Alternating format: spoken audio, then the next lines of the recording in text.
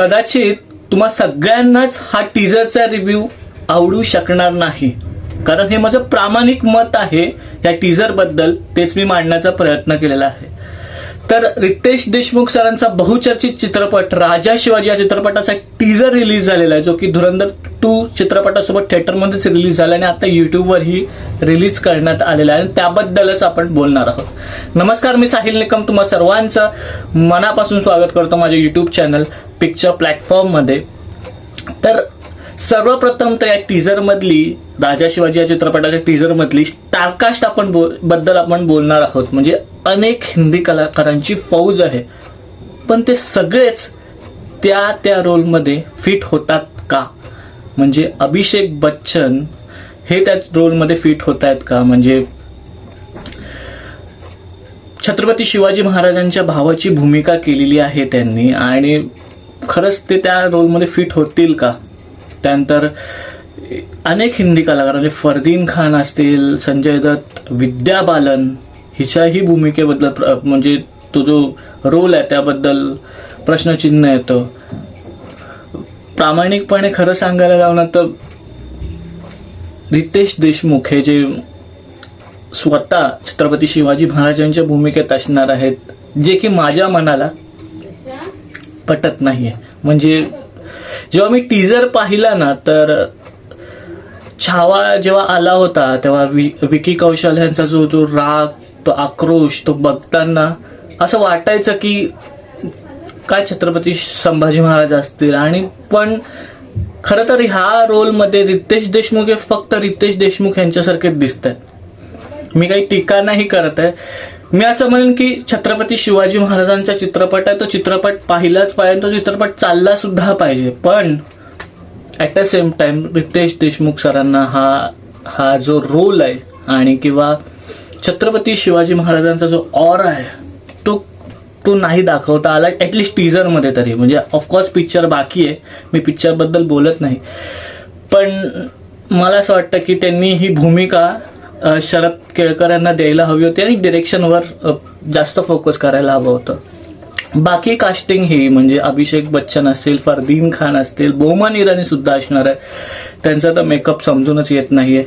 Of course त्यांची काही वेगळी भूमिका असेल, आणि अनेक हिंदी कलाकार अजूनही आहेत, मराठी कलाकार सुद्धा आहेत, सचिन खेडेकर असतील, महेश मांजरेकर सर असतील.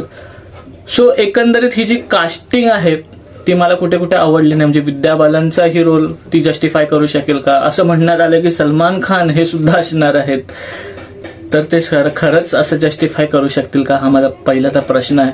टीजर बद्दल बोलायचं तर ऍक्शन सीन्स जे आहेत ते ओके वाटतात खूपच. म्हणजे आता आपण धुरंधर हे सगळं बघून झालो, त्यामुळे आता ही ऍक्शन हे जे ऍक्शन सीन्स आहेत ते थोडेफार ओके वाटतात, खूपच चांगले आहेत असं वाटत नाही. VFX सुद्धा म्हणजे या आधीचे चित्रपट झाले बाहुबली हे ते सगळे, त्यामुळे जे ऍक्शन सीन्स बघायची सवय झाली, तर ह्याला पण ओके आहेत असं म्हणू शकतो.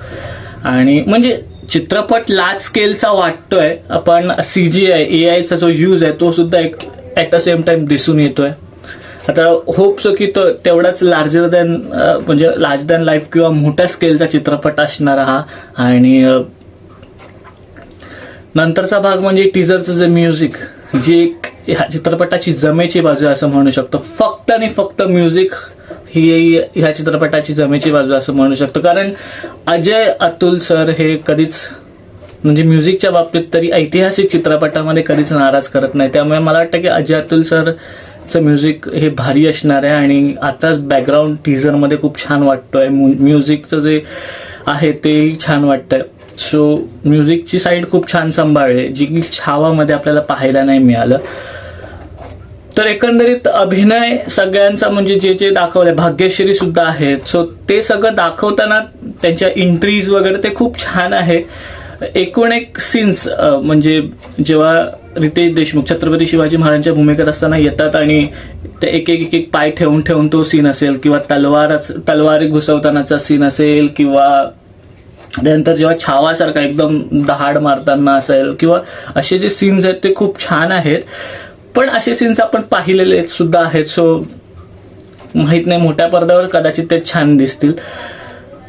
होप एवढंच करूयात की अभिनय हा छान असेल रितेश देशमुख सरांचा, कारण तेच ह्या चित्रपटामध्ये मेन असणार आहे छत्रपती शिवाजी महाराजांच्या भूमिकेत, जे की स्टोरी तरी अशीच वाटते की अफजल खानची. त्यामुळे छत्रपती शिवाजी महाराज आणि संजय दत्त यांचा रोल हा खूप महत्वाचा असणार. दोघांचा जर का अभिनय तगडा असेल तर बाकी सगळ्या बाजू म्हणजे झाकून जाऊ शकतात. पण मला तीच भीती आहे की तो ऑरा छत्रपती शिवाजी महाराजांचा मोठ्या पडद्यावर रितेश देशमुख सर दाखवू शकतील का, आणि ही जी कास्टिंग आहे ती खरंच बरोबर असेल का, कारण मी अजून चित्रपट बघितला नाही, मी एकदम बोलू नाही शकत, पण मला तरी सध्या ते कास्टिंगवर डाऊट येतोय. टीजरचा स्केल छान आहे, ऍक्शन सीन्स ओके आहेत, म्युझिकचा जो बॅकग्राऊंडचा म्युझिक आहे त्याच्याबद्दल तर प्रश्नच नाही, अजय अतुल सरांचा आहे. त्यामुळे टीजर हा म्हणजे जर का त्याला 5 पैकी गुण द्यायचे असेल तर मी तरी ह्याचे सध्या तरी या टीजरला कास्टिंग वगैरे सगळं मिळून 2.5 मार्क्स देईन. पण चित्रपट यायचा बाकी आहे, सो बघूयात आपण काय होणार आहे. कुठेही इतिहासाला कुठेही तडा जाऊ नये, बाकी सगळं तर आता आपण मान्य करायचं ठरवलंच आहे, कारण आपल्याला पिक्चर पाहायचाच आहे, कारण महाराजांचा चित्रपट आहे. त्यामुळे रितेश देशमुख असले किंवा कोणी असले तरी आपण चित्रपट पाहणारच आहोत. सो इतिहासाची कुठेही छेडछाड नको एवढंच सांगेन. आणि हा टीजर मला आवडला नाही एवढंच सांगेन, आणि ट्रेलर तरी ॲटलिस्ट चांगला यावा एवढीच इच्छा आहे. आणि तुम्हाला जर का माझा व्हिडिओ आवडला नसेल तर खूप सॉरी, कारण हे माझं प्रामाणिक आणि स्पष्ट मत होतं, ते मी मांडलं. तर इथेच थांबूया, पुढच्या व्हिडिओमध्ये भेटू. तोपर्यंत आपलं युट्यूब चॅनल पिक्चर प्लॅटफॉर्म पाहत राहा, आणि लास्ट बट नॉट लिस्ट स्वतःची काळजी घ्या.